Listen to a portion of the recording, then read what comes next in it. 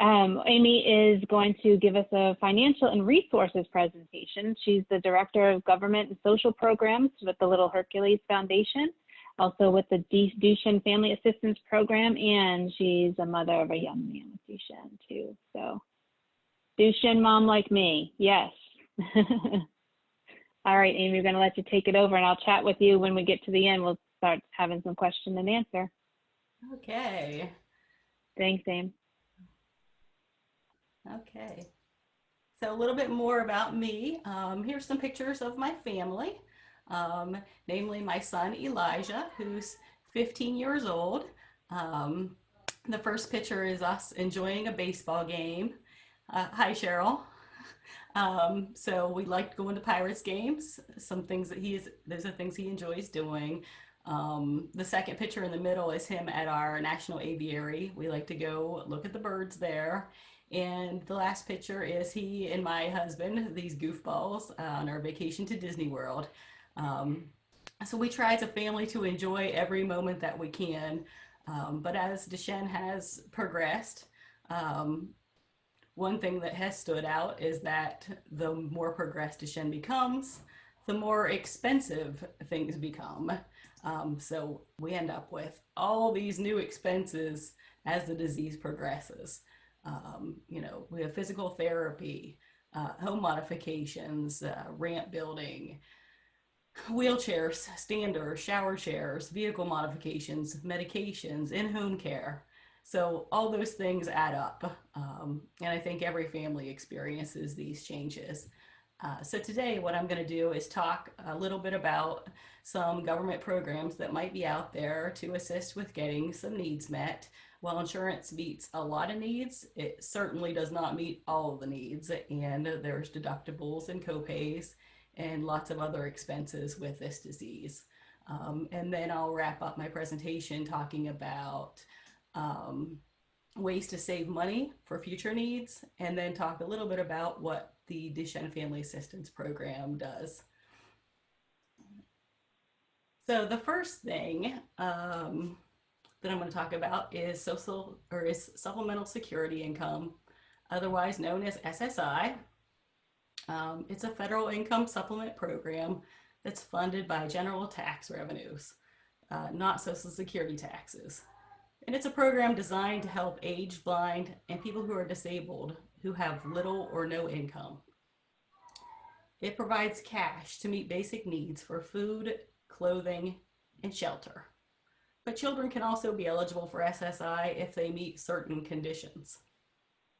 So the child has to be medically determined to have physical or mental impairments or impairment that result in marked and severe functional limitations that have lasted or can be expected to last or for a continuous period of at least 12 months. In addition to the disability, the Social Security Administration also takes into account parent income and resources for kids that are under 18 with a process they call deeming. Basically what deeming is they consider a portion of a parent's income and resources as if they're available to the child. And if they're over income, then the child does not qualify for SSI regardless of disability. The good news is once they attain the age of 18, the Social Security Administration then evaluates impairments based on the definition of disability for adults, and that deeming process no longer applies. Next up is Medicaid. So Medicaid's been very helpful to my family. It's definitely assisted with, supplementing our regular commercial insurance. So what is Medicaid? According to Medicaid.gov, Medicaid is the single largest source of health care coverage in the United States. It provides coverage to lots of people, 63.9 million as of January 2020. It's administered by the states according to federal requirements. And this program is funded jointly by states and the federal government. One thing to make certain that people know is that Medicaid and Medicare are not the same. And often that's confused, and it's easy to confuse. But Medicare serves people over 65 primarily, whatever their income. but it also does serve younger disabled people, generally folks over age 20 who meet certain criteria.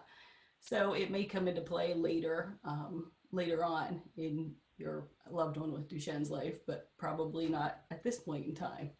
It, and it also covers dialysis patients. Patients pay part of the cost through deductibles for hospitals and some other costs.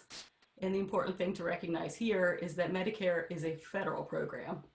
It's basically the same everywhere in the United States, whereas Medicaid is pretty state specific. In Medicaid, states cover certain groups of individuals, such as low-income families, qualified pregnant women and children, and people on SSI, for example. But there are other ways to obtain Medicaid for our kiddos with Duchenne.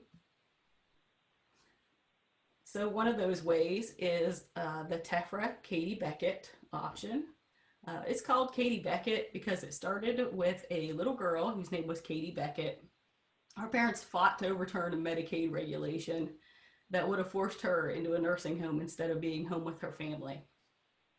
So Miss Katie Beckett was hospitalized for several years due to encephalitis. And at one point, her doctors determined that she could be treated at home if she was given the right supports. But at that time, her parents' personal commercial insurance was completely tapped out.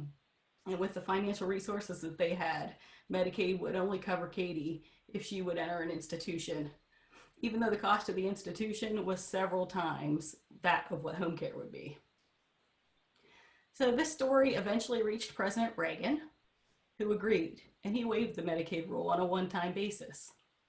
Subsequently, Congress passed the Tax Equity and Fiscal Responsibility Act, or TEFRA, in 1982, which made an option for states to create an additional pathway to Medicaid for children birth to age 18. And I see I have some questions coming in, so just keep those questions coming. We'll answer them at the end. But this pathway creates a Medicaid pathway for children ages birth to 18 who have family incomes that are too high to qualify for Medicaid and who have medical, mental, emotional needs that are described on the childhood listing of impairments in the Social Security website and require institutional level of care, which basically means a person could qualify to live in an institution, but they're being cared for at home. And this determination is based on functional levels and needs. In these programs, waiting lists are not permitted.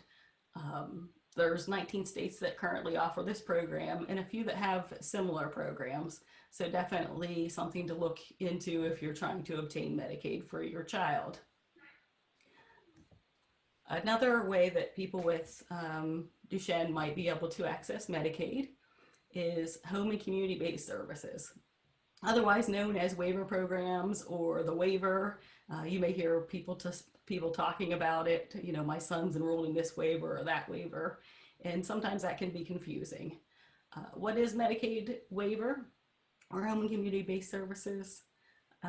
They allow states to request that certain Medicaid guidelines be waived, and states can use these waivers to provide additional services not usually covered by Medicaid to help individuals remain in the community and stay out of institutions.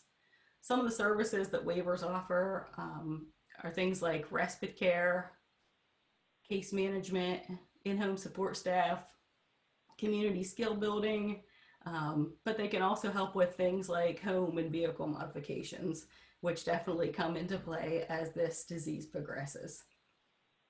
And various states offer different waivers. They're provided to individuals in specific groups based on diagnosis or age or other criteria such as disability. You can find out more by contacting the state agency that operates the waiver, or you can go to certain websites to learn some more. Kidswaivers.org is an excellent resource to find out what might be available in your area.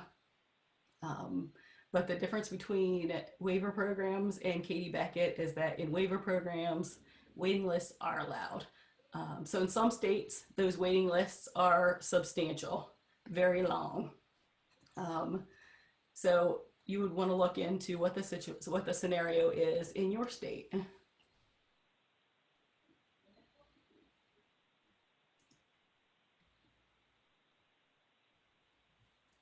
So here are some other programs. So HIP is the first program on this page, otherwise known as the Health Insurance Premium Payment Program. And this program is for folks who are already eligible for Medicaid or enrolled, and sometimes even for kids that are in the CHIP program. Basically what HIP is, or a premium payment program, is that if you're eligible for your child to be covered under your employer-sponsored healthcare coverage, your state could offer premium assistance that helps pay for that coverage. These programs offset your portion of the premium that you're paying that you would have been responsible for. So the state pays that, it saves you money. It potentially saves the state money because then Medicaid becomes a secondary payer instead of the first primary payer, and commercial becomes primary. And then it's beneficial to you as a family because that could be extra money in your pocket. Currently, there's 38 states that offer this program. And if you had interest in this program, you would want to inquire with your Medicaid office to find out if this is an option in your state. Next up, we have state health agencies. So these are programs that are run by the Department of Health. Examples would be Children's Special Health Programs, California Children's Services, and then other programs. Those would be,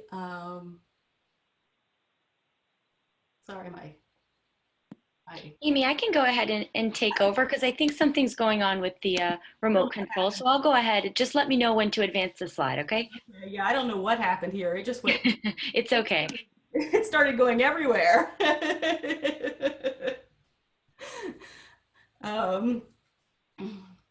Okay, and then other programs that are out there that might help you save money or that might help meet some needs are things like the state assistive technology programs. So the state assistive technology programs offer things like equipment lending libraries or equipment exchanges. But many of them also offer the ability to obtain low interest loans for assistive technology. And that would be things like ramps, helping to fund that modified vehicle. Your developmental disabilities programs in states could have their own funding separate from the waiver that could help pay for some items. And then there's some state specific programs out there. The Catastrophic Illness and Children Relief Fund in New Jersey and Massachusetts come to my mind. So by no means is this everything that could help you, but these are some examples of some government programs, and there's also some private grants and whatnot that you could access. So now I'm going to turn things around a little bit and talk more about saving, and this would be saving for future needs in a way that can help protect benefits. And the first thing I want to talk about is special needs trusts. So what are special needs trusts? They're revocable trusts that are set up to benefit individuals with disabilities. They can protect the disabled person's benefits, and they allow them to maintain their eligibility for Medicaid and SSI. But like all trusts, a special needs trust has to have a few things. It has to have a settlor, otherwise known as a grantor, and that's just the person that puts the assets into the trust. You need a trustee, a person who manages the assets in the trust, and finally, a beneficiary, and that's the person who gets assets from the trust. There are different types of special needs trusts depending on where the money or the other assets come from. So in first-party trusts, the money is the disabled person's, but the account can be set up by the beneficiary, a parent, grandparent, court, legal guardian, or an agent with power of attorney. In third-party trusts, the money came from somebody else. So anybody but the beneficiary can be the settlor of a third-party trust, and anyone except the beneficiary can contribute to it. The other important aspect of this is third-party trusts are not subject to something called Medicaid payback, but first-party trusts are. Basically, what Medicaid payback is that when a person passes, there's money left in the trust, and in Medicaid payback, money goes back to the state to pay Medicaid back for the services that they paid for. So for this reason, most people are better off with a third-party trust, but in certain situations, sometimes there's no other option. Those situations would be, for instance, someone gets an inheritance, or they win a lawsuit and get money from the lawsuit. In that case, a first-party trust might be the only option. But in either of these scenarios, for trusts, the named trustee has absolute discretion in deciding whether to make distributions and what distributions to make. It's important because the beneficiary, if they can demand anything from the trust is considered an asset, and that would impact benefits. Special needs trusts also have some ongoing management fees, usually 1% to 2% of the amount that's in the trust. And if trust funds are used to pay for certain things, the beneficiary could lose public benefits or have them reduced. So there's some things that they generally don't pay for. The general rule is if you have a way to pay for certain things, typically things the government provides like Medicaid, Social Security, or SSI rather, food stamps, Section 8 housing, then you're not allowed to shelter the money in a special needs trust. So due to this, many restrict funding certain things like rent, utilities, or mortgage payments, or even meals.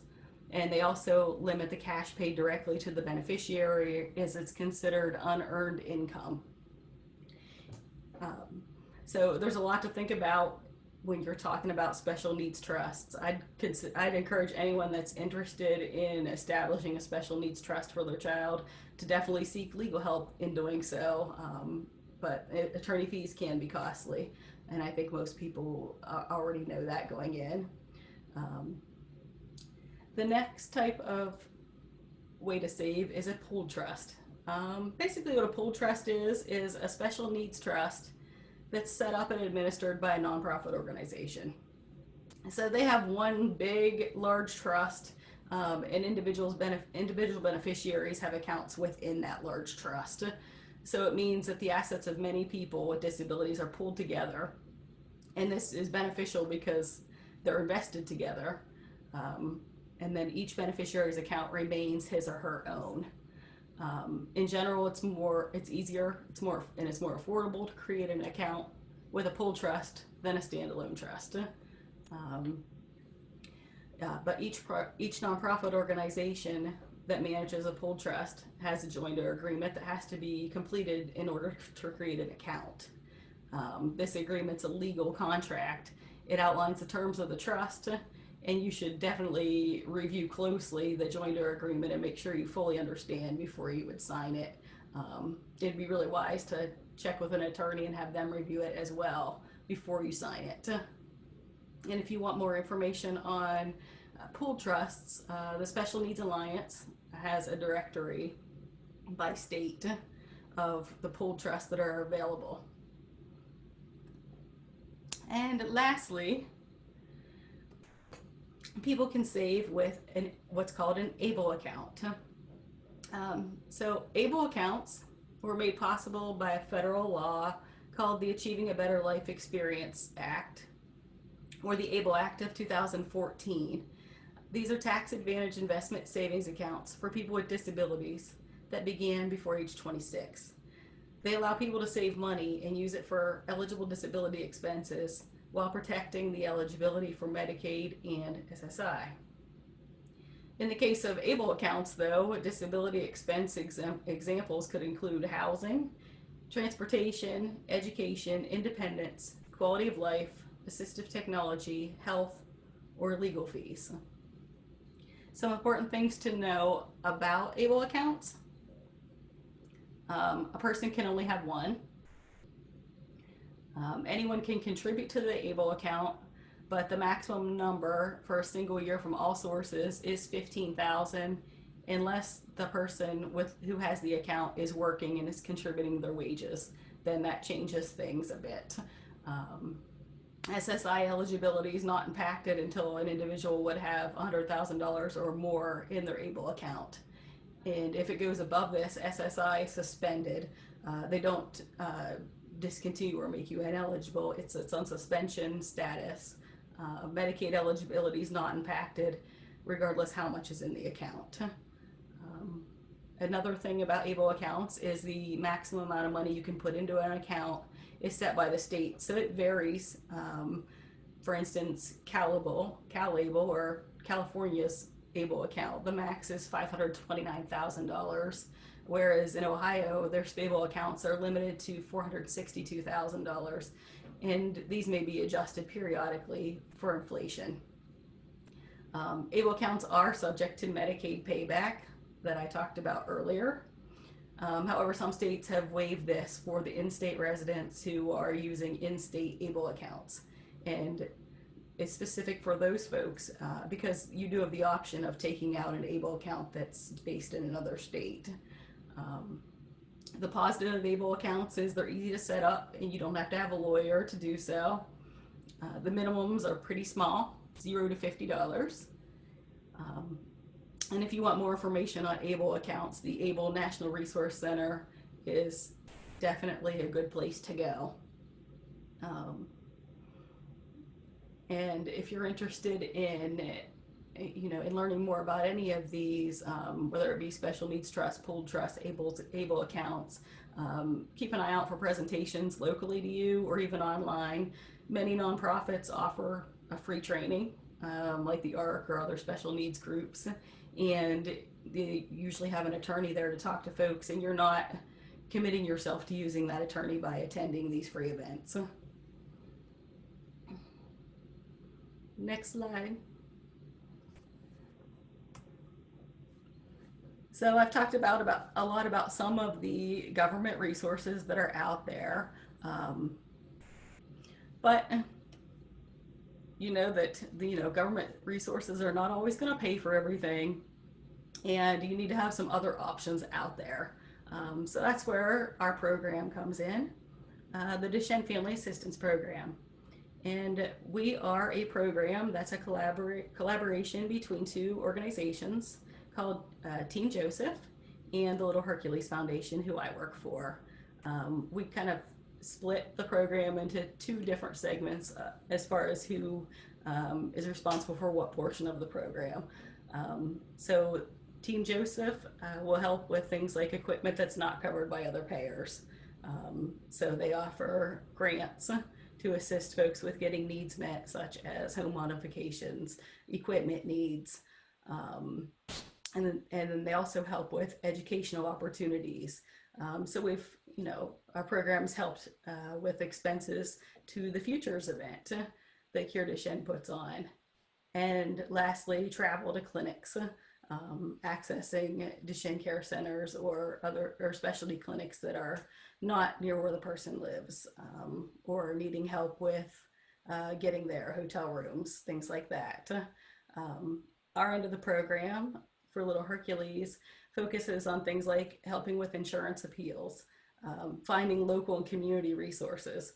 So while I went over a lot of government resources, I didn't really touch much on things that are available local to you other than government resources. So we can help with finding and locating some of those things and referring you, giving you that information. And lastly, Medicaid waiver information. So that's more information on the waiver programs that I talked about, so we can, help you navigate the waiver programs. And that's pretty much our program.